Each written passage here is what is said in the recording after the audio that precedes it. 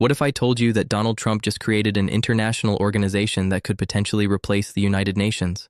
And what if I told you that dictators and leaders wanted for war crimes are joining, while America's closest allies are running for the hills? Welcome back to the channel. Today, we're diving deep into one of the most controversial moves of Trump's second term, the so-called Board of Peace.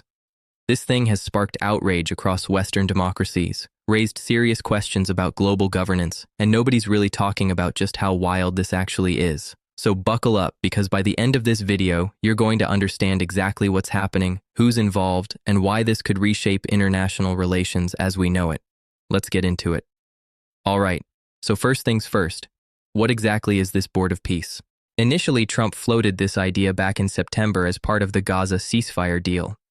The concept was pretty straightforward at the time. Create a board to oversee the reconstruction of Gaza after 2 years of devastating war. The UN Security Council even backed the plan in November, giving it international legitimacy. But here's where things get interesting. The actual charter that was sent out to countries? It doesn't even mention Gaza, not once. Instead, it describes the Board of Peace as an international organization promoting stability and peace in areas affected or threatened by conflict, basically anywhere in the world. And get this, Trump will serve as chairman indefinitely, not just during his presidency, indefinitely. He could potentially hold this position beyond his second term, which is absolutely unprecedented for something claiming to be an international peacekeeping body. The executive board reads like a who's who of Trump's inner circle: his son-in-law Jared Kushner, Secretary of State Marco Rubio, Special Envoy Steve Witkoff, and former British Prime Minister Tony Blair. Now, speaking at the Davos signing ceremony, Kushner presented what he called a master plan for Gaza, showing futuristic renderings of high-rise buildings, new infrastructure, and energy projects.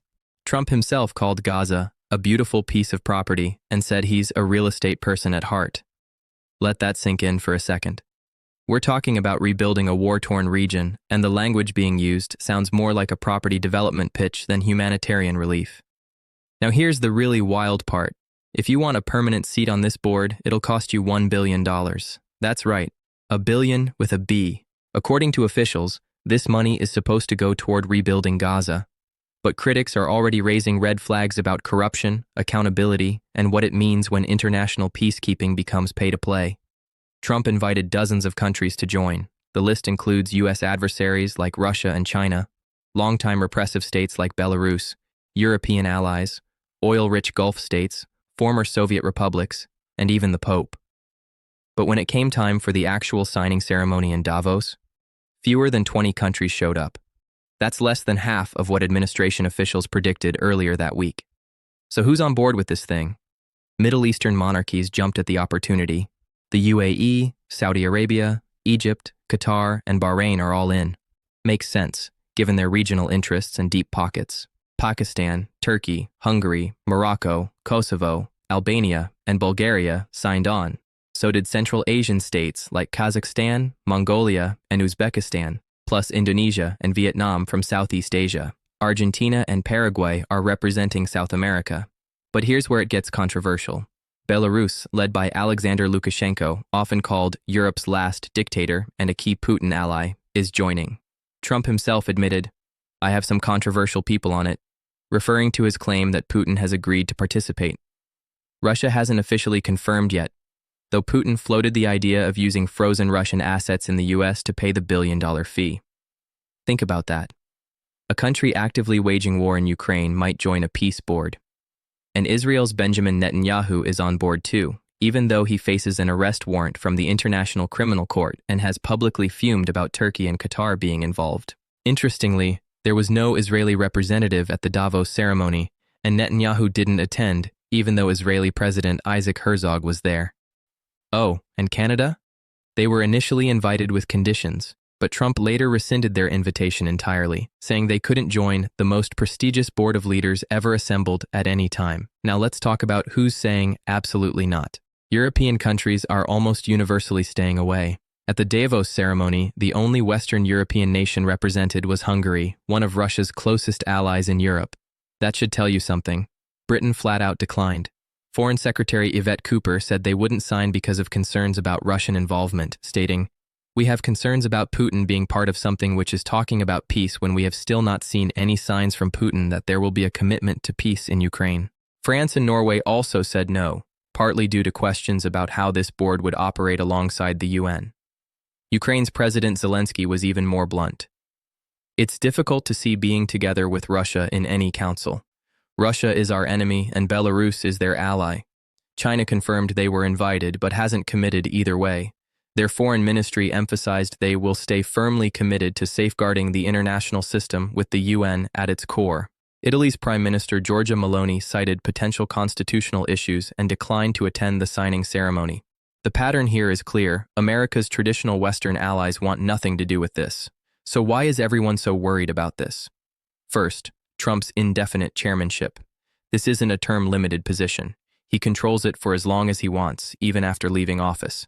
That's not how international organizations are supposed to work. Second, the billion-dollar seats. Experts are raising serious concerns about corruption. When peacekeeping becomes transactional, who really benefits? And what influence does that money buy? Third, and this is the big one, Trump said this board might replace the United Nations. Let me repeat that.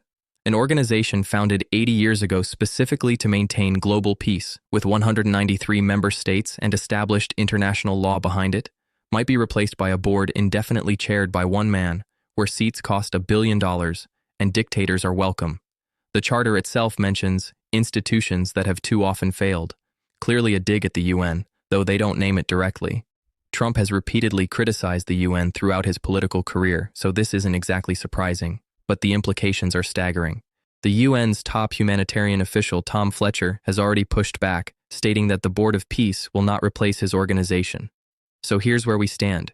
Trump has created an international organization that claims to promote peace, but it's dominated by Middle Eastern monarchs, includes alleged war criminals and dictators, excludes most of America's traditional allies, costs $1 billion for permanent membership, and might replace the UN. On one side, you have countries with money and regional interests jumping on board. On the other, you have Western democracies concerned about legitimacy, Russian involvement, and the erosion of established international law. Is this genuinely about creating peace, or is it about consolidating influence and bypassing existing international institutions that Trump has always seen as obstacles? The fact that the charter doesn't even mention Gaza, the original stated purpose, tells you a lot about mission creep. The fact that Putin might join while actively waging war tells you even more. What do you think? Is the Board of Peace a bold new approach to global conflict resolution, or a dangerous precedent that undermines international cooperation? Drop your thoughts in the comments below. And if you found this breakdown valuable, hit that like button, subscribe for more deep dives into the stories that matter, and turn on notifications so you don't miss our next video. Thanks for watching, and I'll see you in the next one.